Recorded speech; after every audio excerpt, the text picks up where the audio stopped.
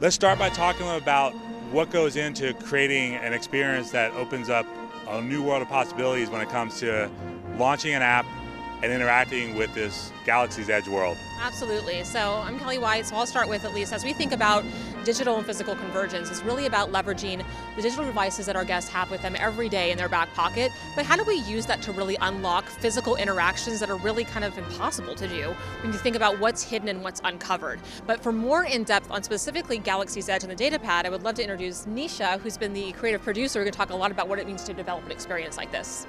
Yeah, so with Galaxy's Edge, obviously we were working with a huge team of people across many different disciplines who are all sort of dedicated to making this very immersive land. And the Datapad is one component of that, right? So we were working with our Lucasfilm teams very extensively to make sure that our stories were very accurate, that they were of the universe, and that our guests really felt like they had a part in that story as well. All of our other teams were also very dedicated to helping support that interactive experience, from sort of the interactive locations that you can have throughout the land, through our operations partners as well. So it was really a big team effort to make sure that this whole thing could come together.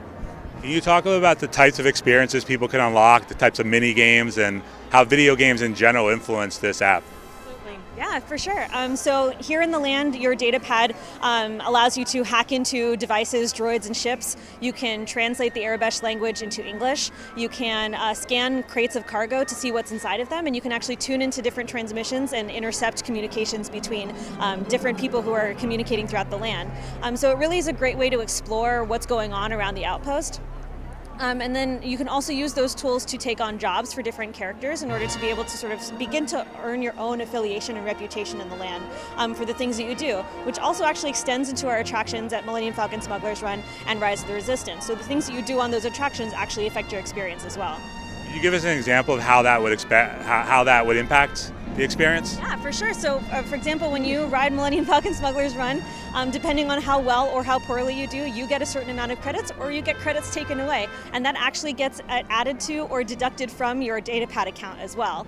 And when you're wandering around the land later, your exploits may have sort of gotten around, and people might actually comment on how well or how poorly you did based on what they've heard from Hondo.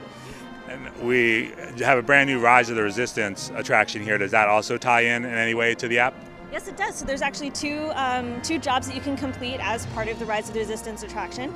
You can actually choose a side, whether you want to help the First Order or the Resistance. So if you're helping the First Order, you're actually collecting intelligence on the Resistance that actually allows the First Order to intercept the Resistance while you're on the attraction.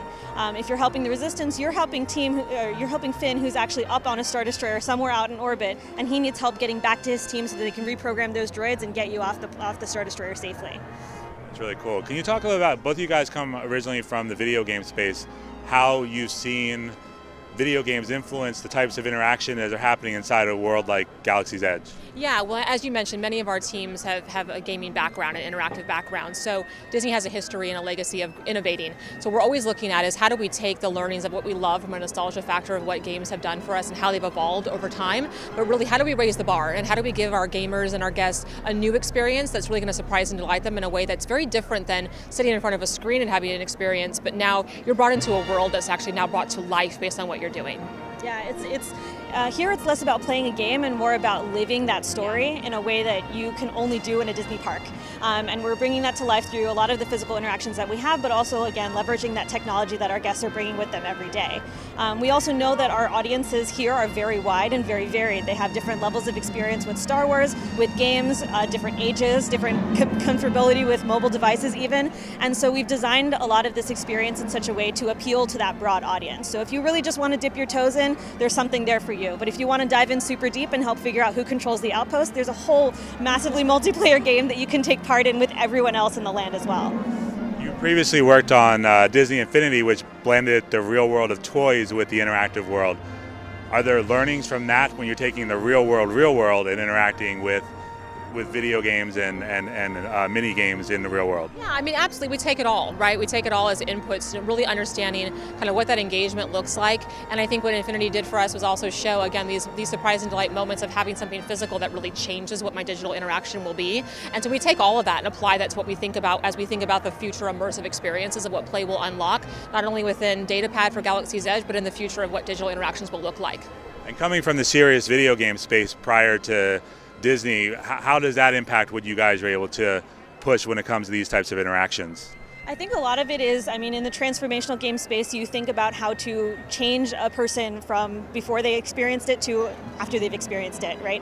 And in serious games, you think about it a lot from a learning perspective. Here we think about it from an experiential perspective. We want you to come away feeling like you are part of the Star Wars universe, and that's sort of the transformation that we're hoping our guests have when they play through the Datapad experience. The nice thing about apps in general is you can always expand. So when you guys are designing this, how do you think about moving forward, what's next? Yeah, I would say kind of two parts, and then I'll hand to Anisha, which is one, when Play was launched historically back in 2018, it's not a very old app, it was designed really about the queues and when you're waiting in line and having some experiences there with your guests and your friends that you were with. From there, really this was the first time that we took that out of the queue and really made it about this immersive experience across this land, bringing it to life, giving you an adventure that you can have. You have a part in this story and creating your own story. And so we're really taking those learnings and thinking about, again, how do we continue to extend those stories, add new immersive experiences that are going to extend the entire park. But Anisha has especially been looking at what that means for Star Wars Galaxy's Edge and Datapad and how we continue those stories as well. Yeah, and we know that Galaxy's Edge is part of a larger Star Wars story, right? It's becoming incorporated into a lot of other media in the Star Wars universe, and so we definitely want to make sure that we are present with that and that we are looking forward to seeing how the Datapad can grow and change over time with sort of the Star Wars universe in general.